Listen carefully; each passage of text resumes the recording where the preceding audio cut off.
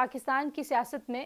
ہواؤں کا رخ یہ ایک ایسی ٹرم ہے جو بہت زیادہ استعمال ہوتی ہے، اور آج کل یہ ٹرم استعمال ہو رہی ہے کہ میاں صاحب کی طرف ہے ہواؤں کا رخ، یا اسٹیبلشمنٹ کی طرف سے کوئی گرین سگنل ہے، یا آج کی اسٹیبلشمنٹ میاں صاحب کے لیے امپائر ہے اور ان کے لیے انگلی کھڑی کر دی انہوں نے.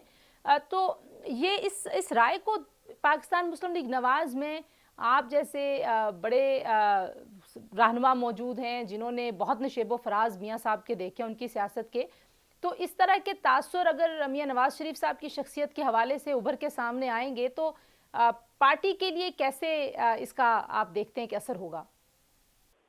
دیکھیے، میں یہ سمجھتا ہوں کہ سیاست میں یہ پروپیگنڈا، الزامات در الزامات انفارچونیٹلی یہ ایک نارم کی حیثیت اختیار کر گئے ہیں. اور یہ سیاست جو کبھی اقدار کی، ایک زمانے میں، پرانے زمانوں میں اقدار کی سیاست ہوا کرتی تھی، اب پاور پالیٹکس کی سیاست ہے.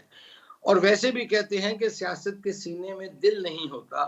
اور یہاں تو باپ بیٹے کے سینے پر اور بیٹا باپ کے سینے پر پیر رکھ کر آگے نکل جاتا ہے.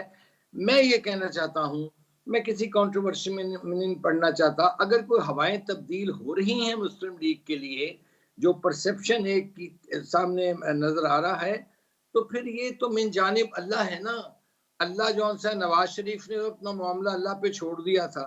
آج اگر اللہ تعالیٰ نواز شریف کے حق میں ہوائیں چلا رہا ہے تو اس پر ہم کسی سے کیا گلہ کر سکتے ہیں جی. نیچر اگر اپنا پارٹ پلے کرتی ہے، لیکن having said that میں تو یہی کہوں گا ان جماعتوں سے کہ پلیز آپ اپنی ساری توجہ اس ملک کے غریب عوام کی جو مشکلات ہیں، مہنگائی ہے، غربت ہے، بے روزگاری ہے، اپنی تمام توانائیاں اس پر صرف کریں تاکہ آپ ایک اچھے پروگرام، اچھے منشور کے ساتھ الیکشن میں جائیں، نہ کہ الزامات کی اور بے بنیاد الزامات کسی بغیر ٹھوس شہادت کے آپ جائیں. میں تو